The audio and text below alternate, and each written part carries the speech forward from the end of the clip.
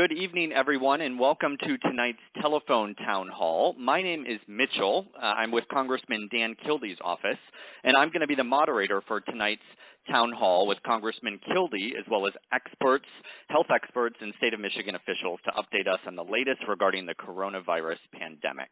Right now, we're just dialing out to thousands of other Mid-Michigan residents who will also be joining us and listening in on tonight's call. It only takes us just a few minutes to dial out, so thank you so much for your patience. Tonight, we're going to be updating you with the most up-to-date information regarding the coronavirus, including recent emergency aid passed by Congress just last week to provide economic relief for workers, seniors, and small businesses.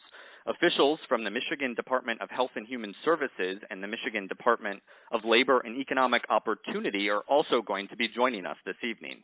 If you have questions at any point throughout tonight's telephone town hall, we're also going to be taking your questions live. If you have any questions for tonight's telephone town hall, just press 0 on your phone keypad right now to be added to the queue. We're going to try to take as many of those questions as possible.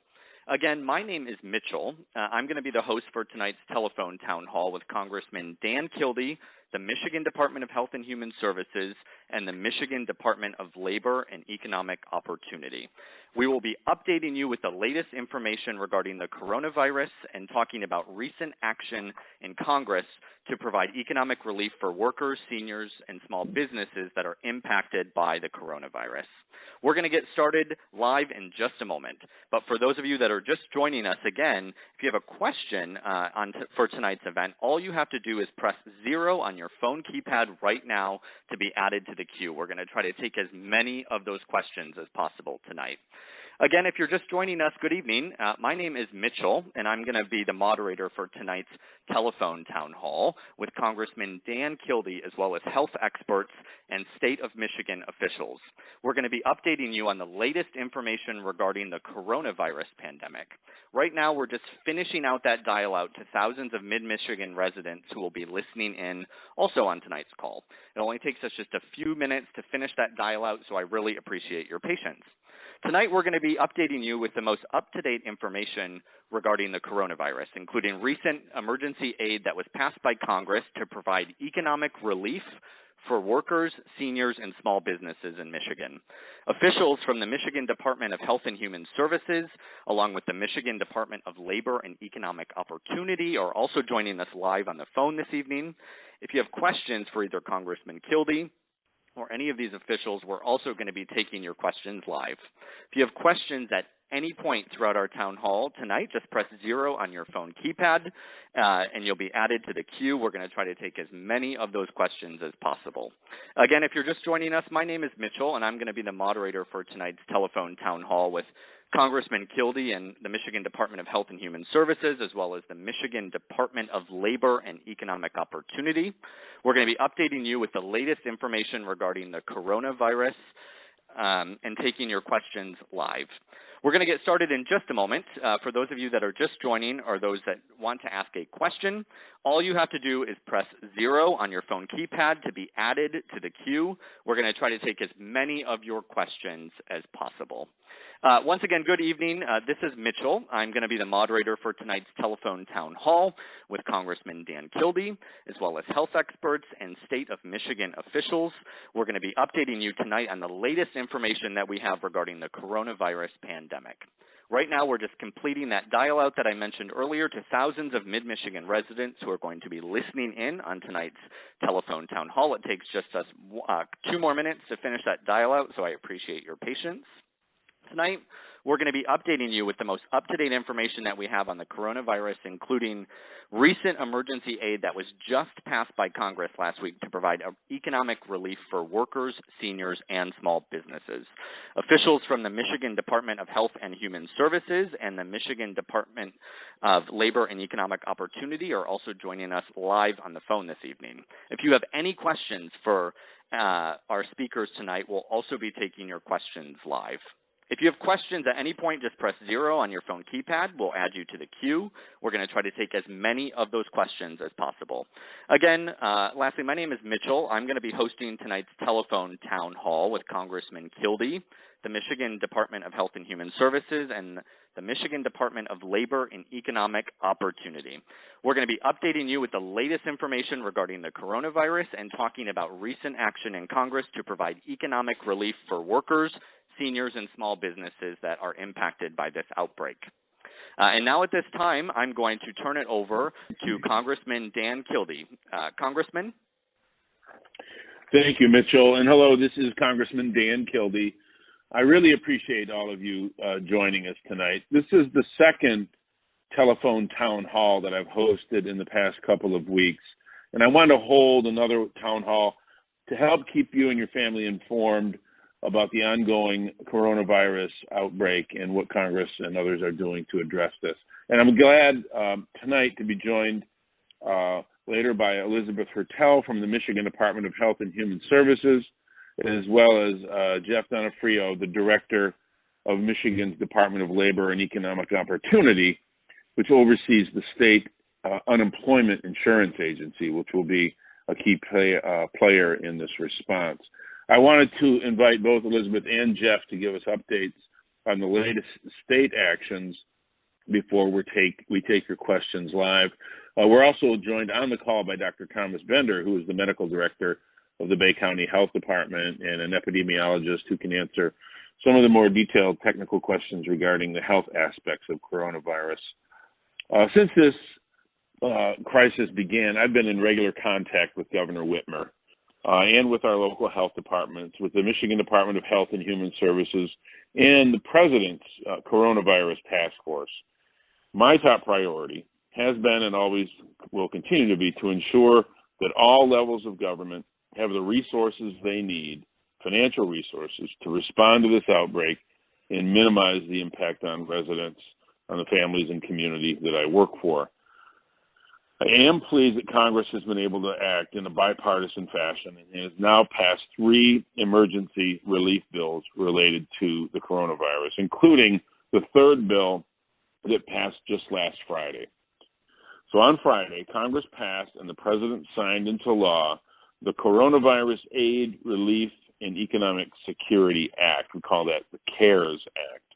It's a $2 trillion emergency relief package to support American workers, families, and small businesses impacted by the coronavirus pandemic.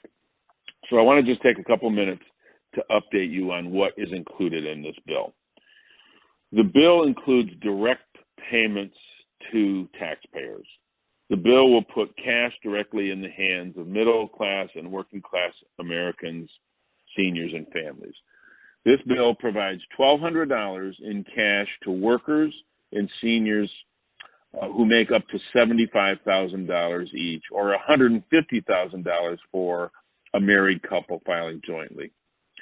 Parents would also receive an additional $500 per child for children 17 years of age and younger. So for a typical middle-class family of 4, you'd see $3,400 in relief coming your way.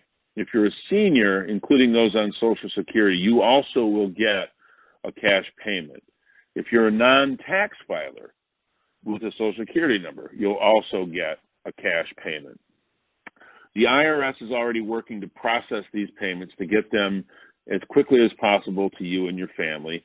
I know this is an incredibly anxious and stressful time for all Michiganders, and so I've urged the IRS to get these payments out as quickly as possible to all Americans. If you previously used a direct deposit with the IRS to receive a tax refund, you'll likely see your cash payment directly go into your account through direct deposit. For everybody else, you'll get mailed a check. The bill passed by Congress on Friday also expands unemployment benefits. The bill would extend unemployment insurance by 13 weeks and include a 4-month, up to 4-month, $600 weekly increase in benefits. So working with my Democrat colleagues, we took the bill that the Senate had and we negotiated some changes to it to expand unemployment insurance benefits for people who are self-employed, people who are contractors, or folks that work in what you'd call the gig economy. Non-traditional employees that don't have an employer that they can point to, but maybe get a 1099 or have some other way of getting compensated. The bill passed by Congress on Friday also supports our hospitals and our frontline healthcare workers, providing $200 billion to support hospitals, local health systems, and those frontline workers who are really the tip of the spear of this whole fight. Lastly, the bill passed by Congress on Friday also supports small business. There were some aspects of the bill, of course, that none of us like every aspect of every piece of legislation. There were some issues regarding really large companies that I had some concerns with, but the focus on small business was really important to me, on individuals and on small business. Small businesses can receive additional help from this legislation in the form of emergency loans and direct grants. The bill provides this support through community banks directly to small business, including loans that can be forgiven if a business keeps their workers on the payroll instead of laying them off. Again, the loans that small businesses can get through the Small Business Administration can be forgiven if they keep their workers on the payroll instead of laying them off. So for those big corporations like the airline industry, they may be eligible for loans through the Federal Reserve, but unlike small businesses, those loans won't be forgiven. They have to be paid back. So we were able to negotiate language that any big corporation that needs government assistance in the form of loans would have to take steps to limit executive pay. They would have to ban the practice of stock buybacks, and the public would have to know every company that receives the loans. And the assistance would also have to go to supporting the corporation's workers. Again, this was an area where I had some concern. It's not perfect, but it was so important to move this forward that we came to a compromise. As I mentioned, Congress has also passed two other emergency coronavirus bills earlier in March. Those bills, which I also supported, are already law and help create universal free coronavirus testing, the purchase of essential personal protective equipment for healthcare workers, which is really a very serious need still in the state of Michigan. The bills that we previously passed also expanded paid emergency leave to more workers. It strengthened food assistance programs. It increased small business emergency loans and supports Michigan's Medicaid program. So these are the bills that we went over in greater detail on the other telephone town halls. But if you do have interest in more details on these actions by Congress, you can just visit my website, www.dankildee.house.gov, where I post updates on a daily basis. So as I conclude, and before we take your questions, let me say this. I know that these are really stressful times for all of us. It's stressful for all of our families. And I'm working along with my staff around the clock to keep you updated and answer your questions. So please do not hesitate to reach out to my office. We are working remotely, but you can connect to us through the office, and we will get back to you as soon as possible. We're all in this together. I know that we'll get through this really tough time. As a community and as a state, we have to make sure we're doing everything we can to prevent the virus from spreading to others in order to keep ourselves and our families safe. So please continue to follow the guidance from the CDC. Follow the guidance from Governor Whitmer, who has shown tremendous leadership in this moment of need. And pay attention to the advisories you're getting from the Michigan Department of Health and Human Services, including, most importantly, staying at home to help slow the spread of this disease. So thank you for joining us today. And now to go to the rest of our speakers, I'll turn it back to Mitchell. Thank you.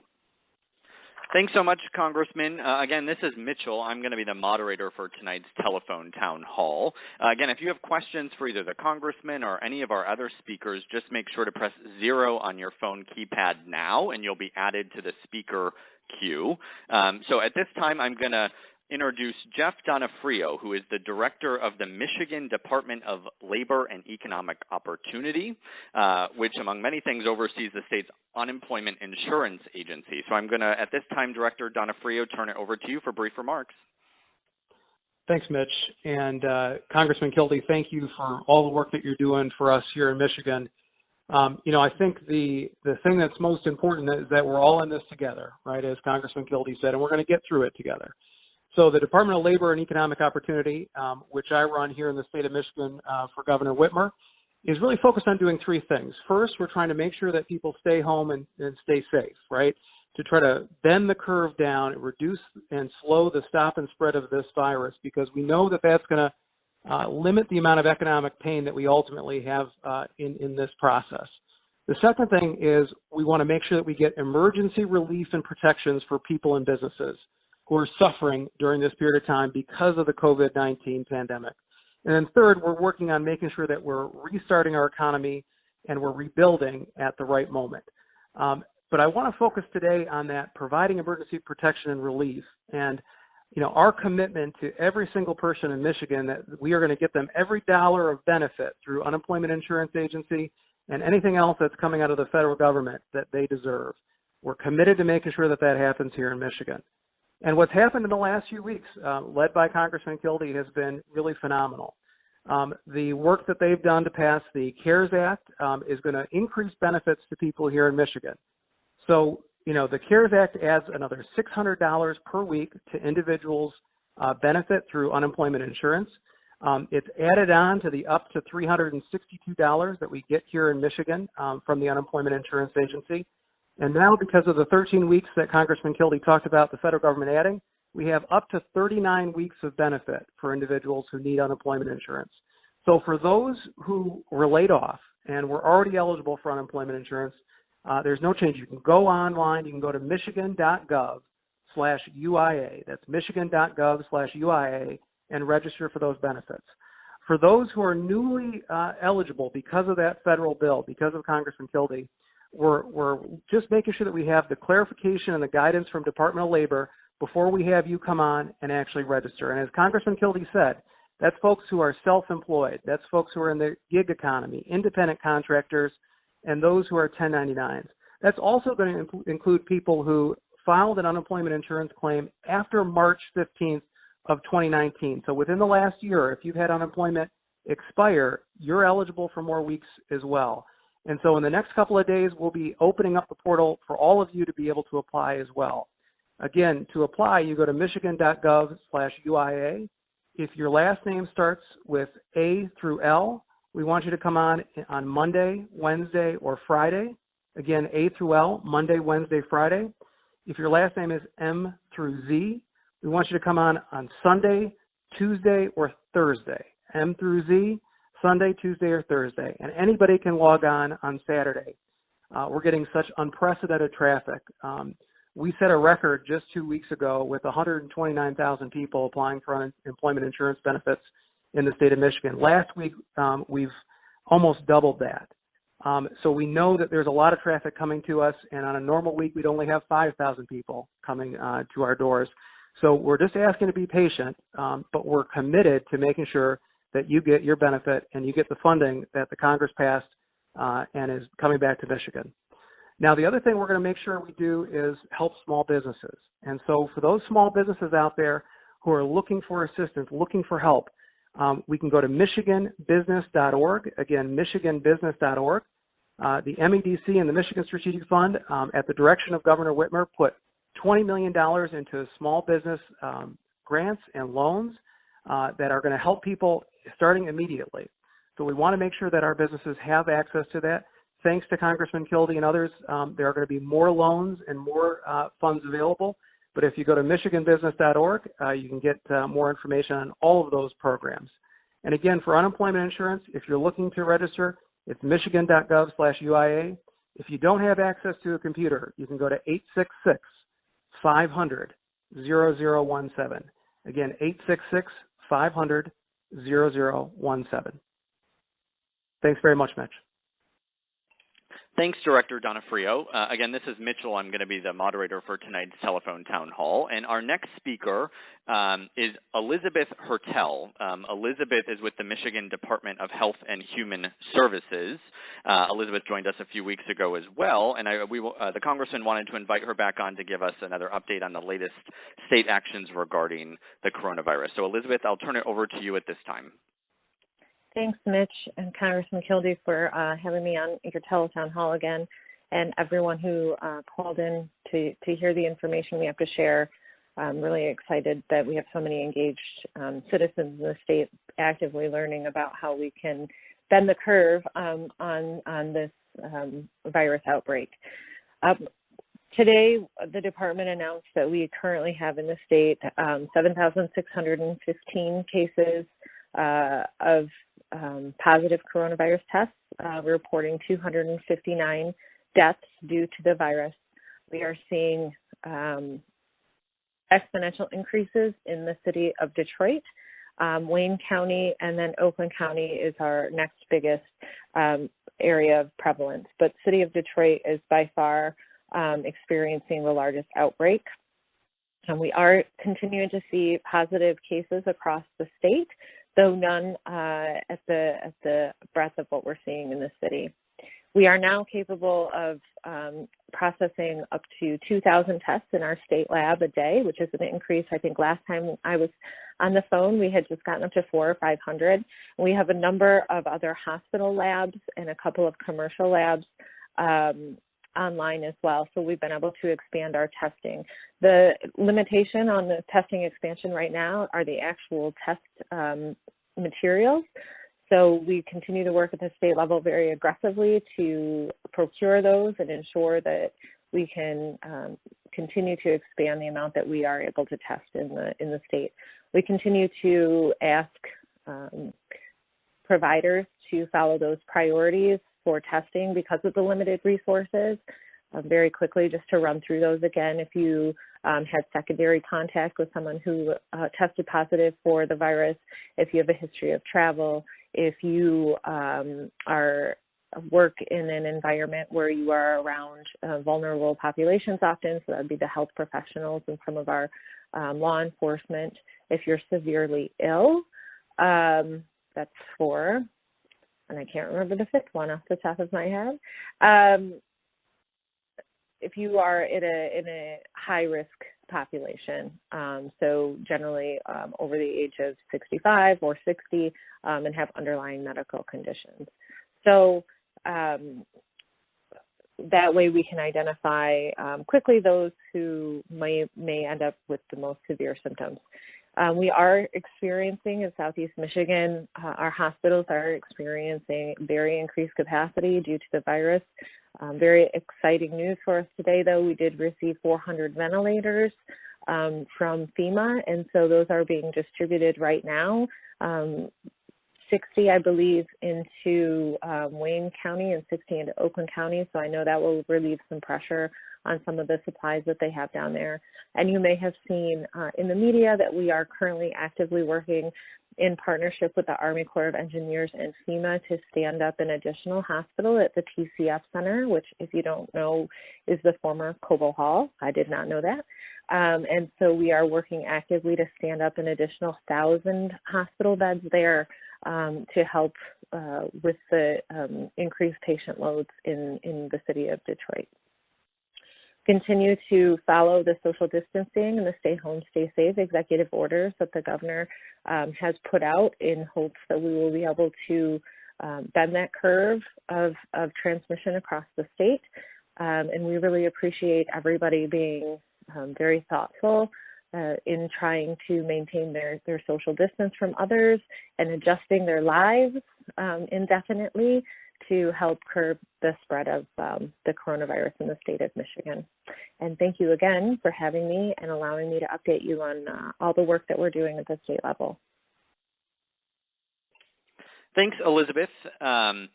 And thank you, Congressman, and thank you, Director Donna Frio. We have hundreds of questions that are coming in, so we'll start getting to those. Again, if you have questions at any point throughout our telephone town hall tonight, just press 0 on your phone keypad to be added to the queue. Our first question is from Patricia. Patricia is from Flint. Patricia, your line is open to ask your question. Hi. I've been trying to get through to unemployment, and because of the increased number of claims being filed, it's really busy, and I can't get through. And I've been told go online and do it, and it won't go through online. And are you going to be doing anything to improve that, my ability to file for for my unemployment benefits?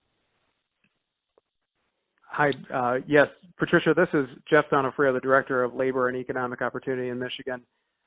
So we certainly know that there's been an unprecedented volume of people who've been applying for unemployment insurance, more than almost 3,000% increase really over the last few weeks. And so our systems are a little bit slower than normal. I went on just a little bit earlier and was able to get through directly to the site to register. So I think if you go to michigan.gov/UIA, you'll be able to get through and register today if you haven't been able to in the past. Or if you call that 866-500-0017 number, again, 866-500-0017, we'll be able to help you out. I can tell you this, we know that even though there might be delays in actually registering, it is not going to change your ability to get those benefits, and we're committed to getting every dollar for you in a very short period of time. Thank you. Our next question is from Judy. Judy is from Davison. Judy, your line is unmuted to ask your question. Hi. I know we're all supposed to stay inside, and I had to get groceries today, did my social distancing and all that, and I'm wiping everything down with bleach. But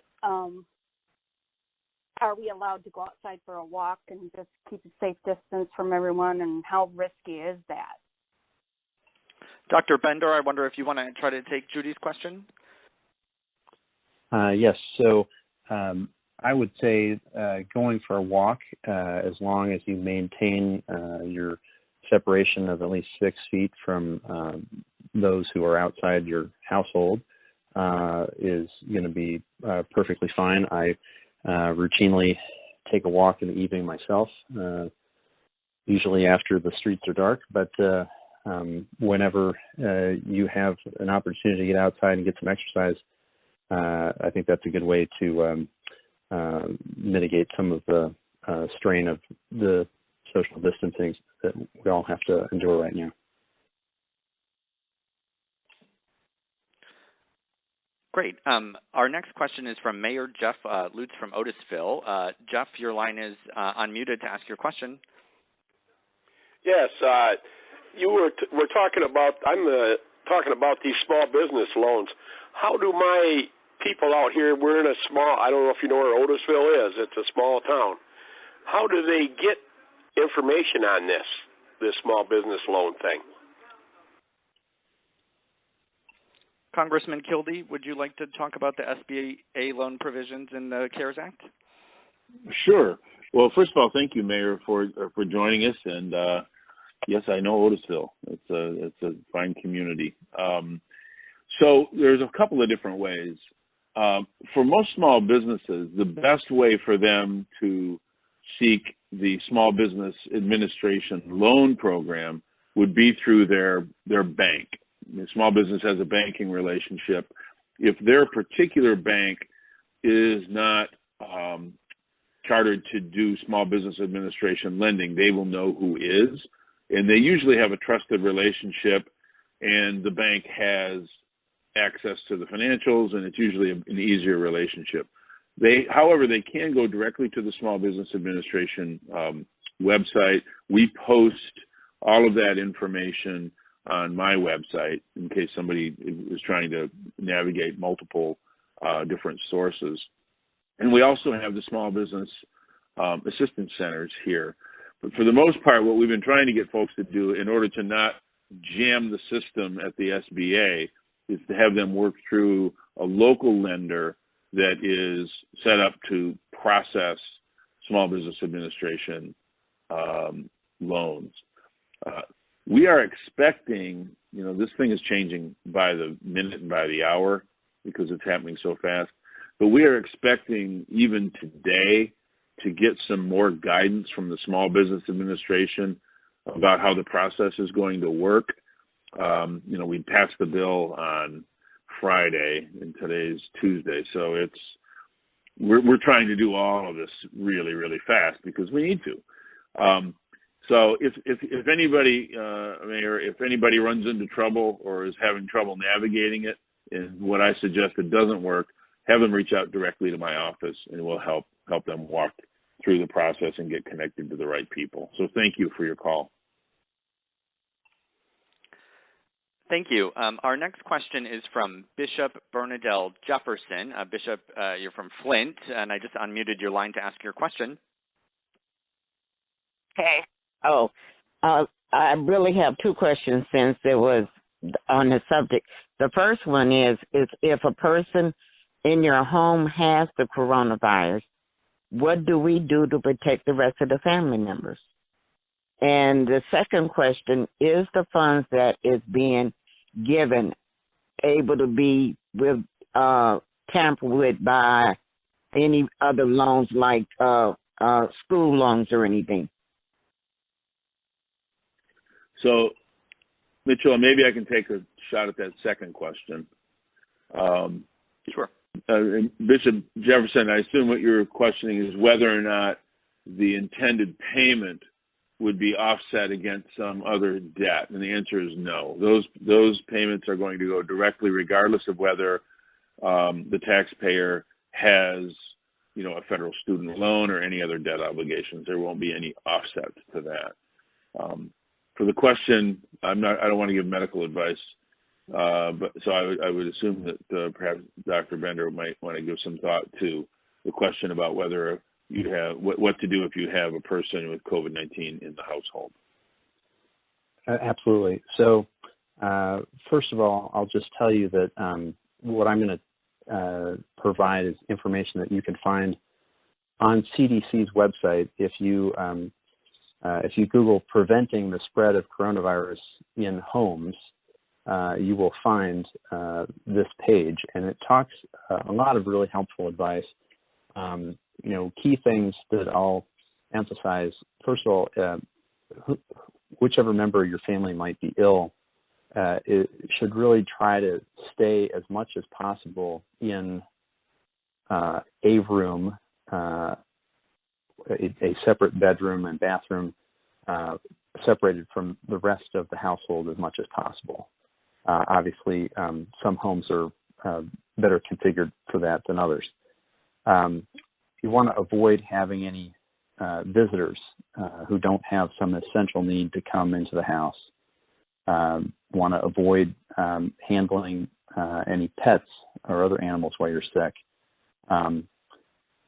The things that you already know, hand hygiene, doing that frequently, always for at least 20 seconds, with soap and water. Avoiding touching eyes, nose, and mouth, those kinds of things. The person who is sick, if they are able to wear some type of face covering, doesn't necessarily have to be some sort of medical mask, but even if you're wearing some sort of scarf or something that will help to knock down the spread of the droplets that might come out as you're coughing or sneezing or just breathing, that will limit how far that can travel around that person. So those are some of the things that I'll emphasize. Obviously, cleaning surfaces is also important, but go to that CDC webpage. You can find it on Google, Preventing the Spread of Coronavirus Disease in Homes, and you'll be able to read all that information. Thank you, Dr. Bender. Our next question is from Marilyn. Marilyn is from Flushing. Marilyn, your line is unmuted to ask your question. Hi. I'm a senior, 78 years old, and I have emphysema. I'm on oxygen 24/7, and I don't make enough to file income tax, and I wondered, I do have direct deposit. Am I eligible to get any help? Congressman Kildee, would you like to take Marilyn's question? Yes. Thank you for your question, Marilyn, and thank you for being on the call. So, yes, you will be eligible. People who are paid automatically, like anybody who, like if you filed with the IRS, you know, a 2019 or 2018 return, and a Social Security beneficiary, whether or not you file the return, you should be able to be paid automatically. Some recipients, including SSI recipients who don't often file taxes, may have to take some additional step. One possibility is that there might be like a short form, like an abbreviated tax return, in order to get the payment. That's what happened in 2008 when we had the recession and we had the stimulus rebates. So we expect the Treasury Department will conduct a pretty serious public awareness campaign about those rebates. So, Marilyn, what I would suggest you do is pay attention to that. Let us know. And this is the kind of thing that my office can help with. So if in a few weeks you're still curious about it, you hear about other people getting their checks and you haven't gotten one or gotten a direct deposit, reach out and we'll make sure to check into it and help walk you through that process. Thank you for your call. Thanks, Congressman. Our next question comes from Kyle. Kyle is from Fenton. Kyle, your line is unmuted to ask your question. Yeah, thanks for taking my call. Just a quick question regarding the $600 payment for unemployment. For those of us who have been laid off and already filed for unemployment, and we are going to be receiving our check here, our first check pretty soon, is that $600 going to be included in that check? And if not, when will that be available? Thank you. Director Donofrio, would you like to take Kyle's question? Sure. So Kyle, yes, that $600 will automatically be included in your check as soon as we get sign off from the federal government to start sending those out. If you've registered already, there's no need to go back into the system. Every benefit that is passed by this new CARES Act by Congress will be automatically applied. So look for that probably starting in the week of April 6th.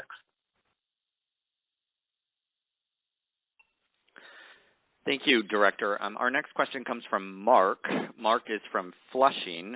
Mark, your line is unmuted to ask your question. I'm a small business owner in the city of Burton. Hey. No, my seat. Yes, say. Hi, Mark. You're live. Yep. Okay. And I was wondering how to go about getting help to sustain the store.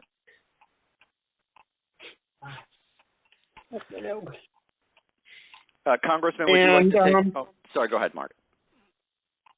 And, I mean, I don't have Kildee's office number. I would need that. And I did speak with a lady earlier, but that was my question, just to how do I go about sustaining my store while it's closed? Congressman, would you like to take Mark's question? Yes. Thank you for calling, Mark. And the situation you described is exactly what we were trying to address with the small business assistance piece. There are a couple of ways that you can get help. The one that would seem like it would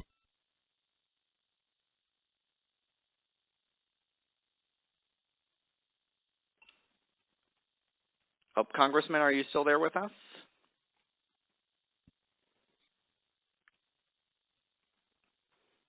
All right, we'll try to dial back in the Congressman. Hold on just one moment. Mitchell, I could take that. Sure, Director for some of the state. Yeah. So certainly, Mark, if you go to michiganbusiness.org, there is a special page for COVID-19 that will direct you to some of the small business relief programs that the state of Michigan has put in place, and also give you links to those Small Business Administration federal loans that are coming down as well. So again, michiganbusiness.org/COVID-19, or you can call 888-522-0103. Again, 888-522-0103. That's the Michigan Economic Development Corporation. That's specifically geared to helping businesses in our state try to find all the resources that are available that Congressman Kildee helped make available through this latest CARES Act. Thanks, Director Donofrio. Our next question comes from Samantha. Samantha is from Flint. Samantha, your line is unmuted to ask your question. Yeah, I was just curious if we can expect the stay home, stay safe executive order that results in non-essential businesses being closed to be extended at least until the end of April, like the social distancing rules have been extended, or if the non-essential businesses will be opening on April 14th. Maybe Elizabeth Hertel with the Michigan Department of Health and Human Services. Would you like to respond to Samantha's question? Sure, thank you. It's a great question. I would love to say that everything is going to be open again on April 14th, but I think every day we're looking at the data that we're getting in on the number of cases that we have, and I don't think a decision has been made yet at this point. I think, just like everyone else, we're watching very closely and hopeful, but I don't think we can commit to a date at this point yet. Great. The next question is from Erwin. Erwin is from Flint. Erwin, your line is unmuted to ask your question. Hi, Erwin. Are you there?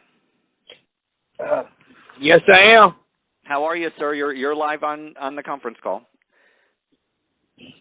Yes. My question is, yesterday was my call day for trying to get unemployment. I've been trying to get that line for the whole day, and I couldn't get it through. I need to know what's going on. Why? I mean, I tried both online and the phone call. Soon I do the phone call, it just go blank out. Thanks, Erwin, for your question. Director Donofrio, would you like to try to answer Erwin's question? Sure, Erwin. We know there's been a lot of traffic, and so there are two ways that we could get you to apply is michigan.gov/UIA. Again, michigan.gov/UIA, and 866-500-0017 is the line. For those who are having trouble, if you're applying during the day, you can oftentimes go after 8 o'clock. The traffic goes down significantly, and it's easier to get on. I'd also say if you can get your information, I don't know, Mitchell, if we're able to get Erwin's information and follow up with him, but we'd be happy to do that.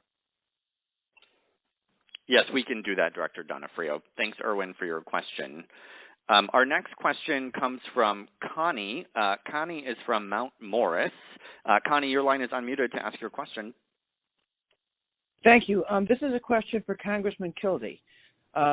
Congressman, should we be contacting the White House directly when it is clear that blue states, specifically our state of Michigan, seem to be slighted for coronavirus resources, or is it better to let the Michigan legislators and senators and the governor handle that? We don't want to anger the people that are slighting us. Yes, Connie, that's a good question, and I can say this, that our Michigan delegation to Congress, we have 2 senators who happen to be Democrats. There's 7 representatives who happen to be Democrats, 6 that are Republican, 1 that's an independent.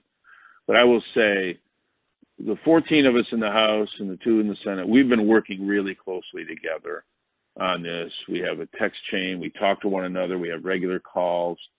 And I would suggest that just trying to keep the Michigan delegation, Democrats, Republicans, and the 1 independent, all pushing in the same direction has been the most effective way to deal with it.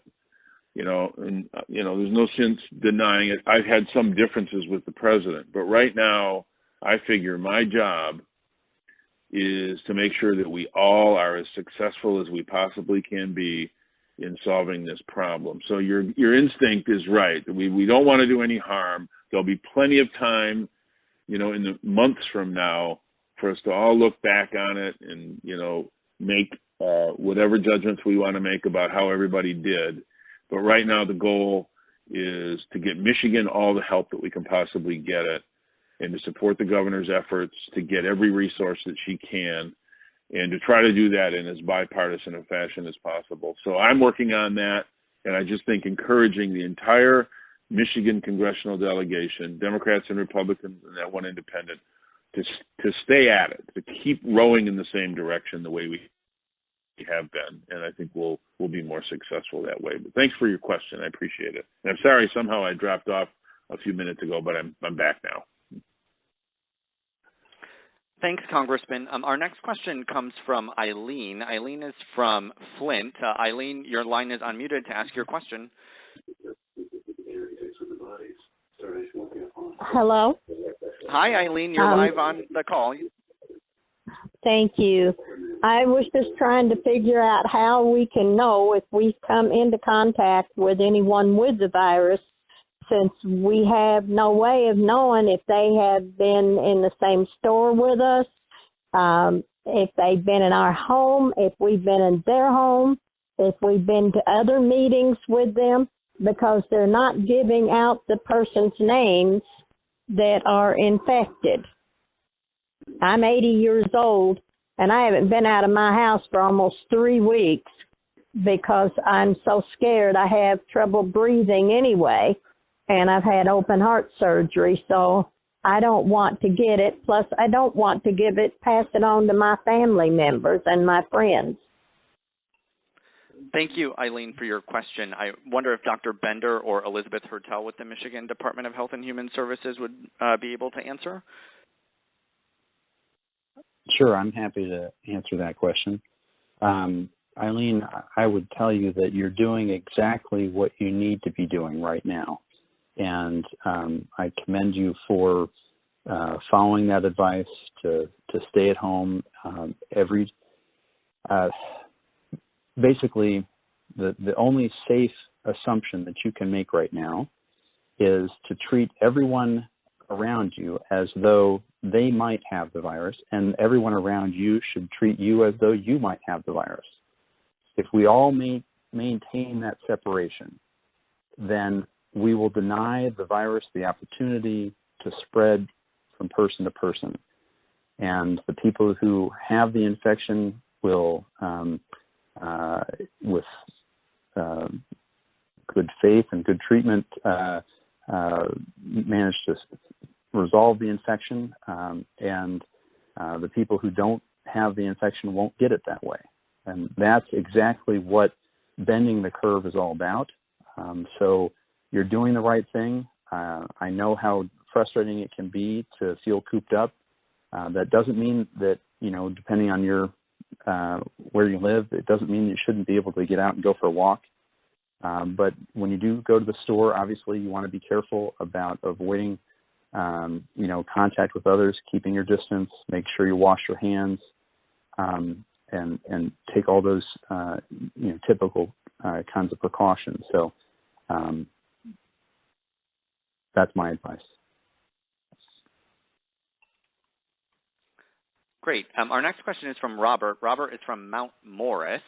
Robert, your line is unmuted to ask your question. Thank you for taking my call. I am particularly concerned about keeping our healthcare workers safe. I know about and glad to hear about what's being done to supplement beds and ventilators in Detroit. But I am concerned about possible exposure if any of those doctors and nurses become infected. If we lose our healthcare people that in Detroit, that's 1/3 of the population of Michigan. That's 1 million people that live in those 3 counties. I live in Genesee, and I'm concerned about the 3 hospitals here. So what can we do? Thanks, Robert, for your question. I wonder if Elizabeth Hertel, with the Michigan Department of Health and Human Services, is on the line still to answer Robert's question? Yes, thank you, Robert. That's a great question that we are asking ourselves, not just daily, but hourly. And we are working very fast to try to identify ways to help support and supplement the staff, particularly in Southeast Michigan right now. You're right. Not only, are they more at risk because they're caring for patients, but the number of hours that they're putting in is incredibly stressful, and they are doing amazing work. So we have stood up and is going live, I think, tonight, a new volunteer registry for people who are health professionals and would like to provide assistance in the state to sign up. We have been able to deploy some of those volunteers already to some hospitals. So that's really, really helpful. Hopefully we can get a lot of participation across the state. We are also looking into other national employment supplemental agencies who might be able to provide assistance here, and we'll be putting a request in through FEMA to see if we can get some medical assistance also from the federal government. So it's a top of mind. If we don't have those providers that we need on the front lines, we're not going to be able to take on this virus. So thank you so much for your concern. And if you know of anybody who is interested in the volunteer registry, if they're a retired health professional or they haven't practiced in a while, the governor did put out an executive order that does loosen some of those restrictions that we have in place normally, so that we can bring on as many health professionals as we possibly can very quickly. Thank you. Thanks, Elizabeth. Our next question is from Donald. Donald is from Flint. Donald, your line is unmuted to ask your question. Hello. I'm a temporarily laid off United Auto Workers represented GM employee, and my question is one for the Department of Labor person there. Is my need to search for work waived during this period of time? I've got a return date in May, is what they gave us all from the truck plant and the engine plant and metal fab over there. And I'm just wondering, is there a waiver for our need to search for work, or do we still have to go out in the community and look for jobs? Thanks, Donald. I wonder, Director Donofrio, if you can try to answer Donald's question. Sure, Donald. We waived a lot of the rules for unemployment insurance, including the rule of looking for work. So there's no need to go out and look for work. There's no need to register in person. So if you've registered online or gone on the phones, you should be all set. Thanks, Director Donofrio. Our next question comes from Joanne. Joanne is from Swartz Creek. Joanne, your line is unmuted to ask your question. Hi, I just have a quick question. If you were given a refund last year by TurboTax, they do that on a one-time use card. So it's no bank is associated with that deposit. How would the stimulus be deposited if there's no bank associated to it? Congressman Kildee, would you like to answer Joanne's question? Yes, I can. Thank you for the question. So if you don't have a direct deposit relationship with the IRS, then you would get it in the form of a check. Now, it could be, I suppose, that if they work something with something like TurboTax, I wouldn't know about it. But the way we understand it right now is that it's one of two ways. Either you would get the direct deposit through the normal direct deposit from which you've received payments from the IRS already or through Social Security, or you'll get a check mailed to you.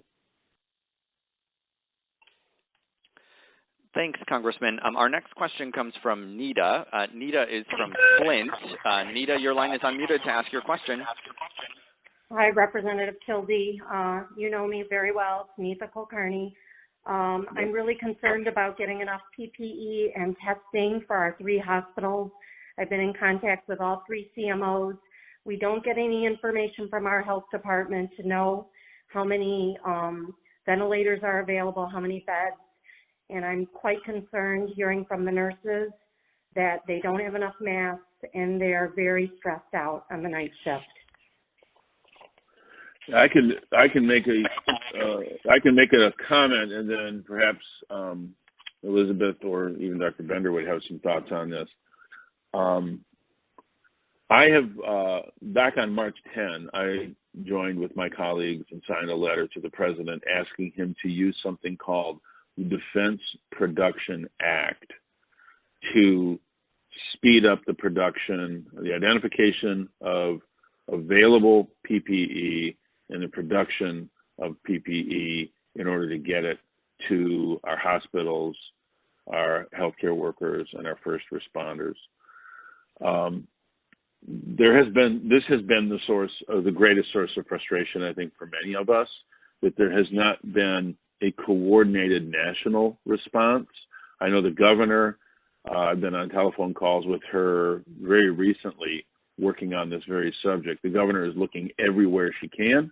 I was talking to the governor's office yesterday because I had somebody reach out to me who potentially could have access to some PPE from overseas.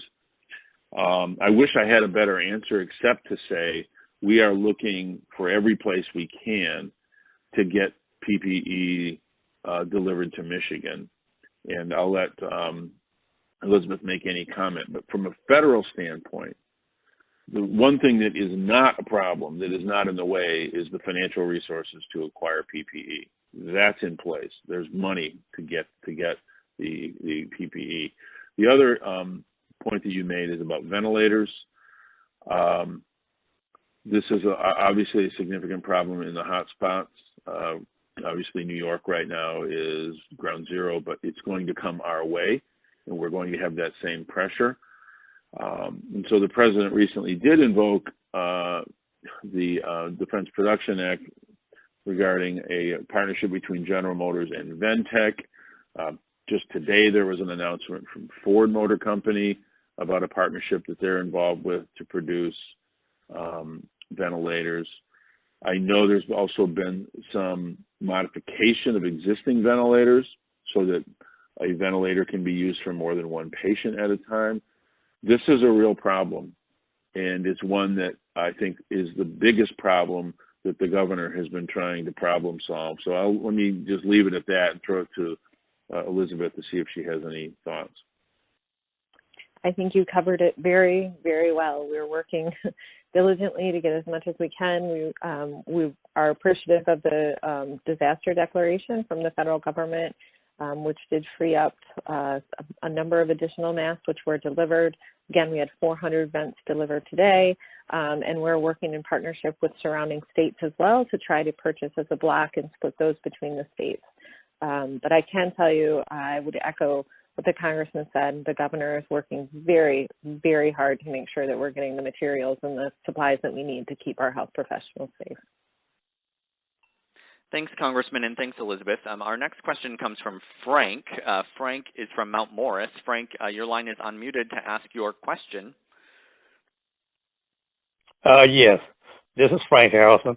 Hey, look here. I'm a Vietnam, 100% Vietnam disabled veteran, and I do a lot of the question is actually directed to Dan Kildee. I do a lot of community service work, like I did a lot of work for, when Hillary Clinton come down and all of that. But anyway, just a few people. I do all my stuff independently. I don't have a job or business or anything like that because I don't, I'm retired and I'm a disabled veteran. But I do what I can for the people that can't get the help they need to get. They do it, and I do it all independently. Because I know, the ones that I know that all the people that can't get around there. But anyway, my question is this. I don't know, I don't know how to, I know there's people out there that I know that can't get, don't have the resources of getting to how to get masks and stuff like that, that they need for this antivirus stuff come out.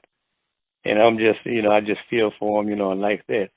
And I got trucks and everything, all equipment I need to do. But I was just wondering about this here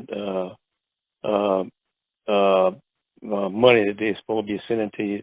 Do veterans like me get qualified for getting that grant? So you can help out other people. Thank you, Frank. Sure. Congressman, would you like to answer Frank's question? Yes, I would. First, Frank, thanks for your service to our country as a veteran.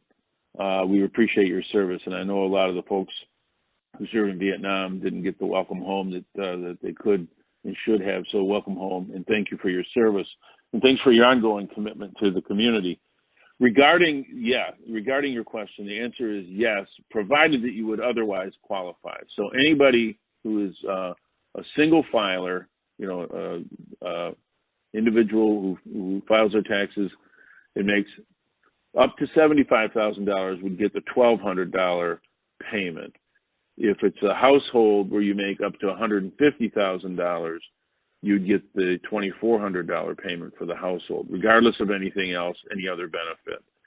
If you make above $75,000, the benefit, the stimulus payment goes down in sort of steps until you make $99,000 as an individual or $198,000 as a couple.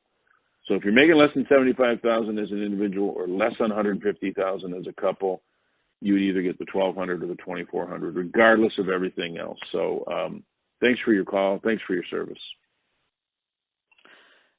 Thanks, Congressman. Our next question comes from John. John is from Fenton, excuse me. John, your line is unmuted to ask your question. Yes, my question is with regards to the stimulus. Is this going to be a taxable income, state, local, and federal? Congressman, would you like to answer John's question? Sure. So in terms of the stimulus payments, the $1,200 and $2,400, and of course the $500 per child credit that I was just talking to Frank about, those do not count as taxable income for federal purposes. Neither would the forgivable loan from the Small Business Administration that a small business might take out. Unemployment compensation can be taxable at the federal level, and I'll leave it to Jeff Donofrio to comment, or his colleague to comment on its tax status, but that would be treated as any other unemployment benefit regarding tax purposes. But the stimulus check will not be taxable income, and any loan forgiveness through the SBA would not be treated as taxable income for that entity. Yes, Congressman, this is Director Donofrio. So unemployment insurance benefits, and including those that are coming with that $600 extra a week, are taxable benefits. Yes. Thank you. Our next question comes from Mary. Mary is from Flint. Mary, your line is unmuted to ask your question. Hello. Hi, Congressman Kildee. My question is, I was on early in the town hall meeting with Gary Peterson, and I am a person I'm disabled, I'm on Social Security, and he said that in order for us to get a part of the stimulus package, being on Social Security, we would have to file a 1099 to get it, and I don't file taxes at all. Well, we can get you the specific detail on that, but the way there's two different benefits. There's the unemployment benefit, where somebody would have to have shown that they had income that they lost.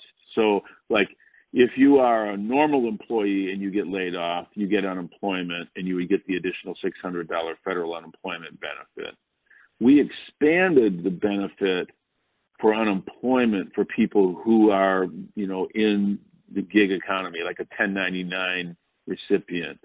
So that may be where the question or the information that Senator Peters provided was focused on. It would apply the need to have shown income that you'd lost in order to qualify for the unemployment benefit.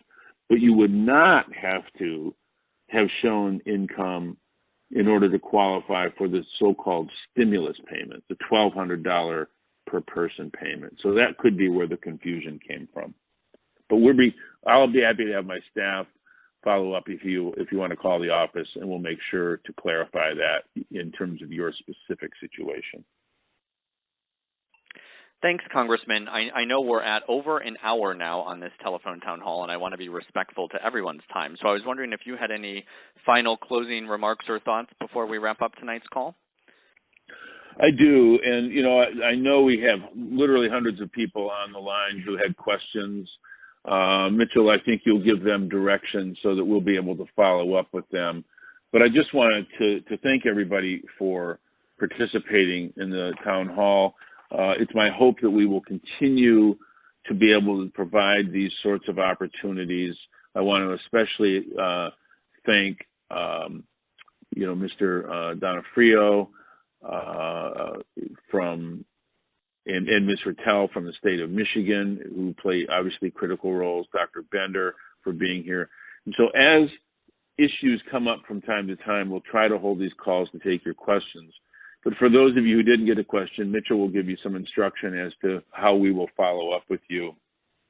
The most important thing I can say is that we all have a role in beating this and overcoming it.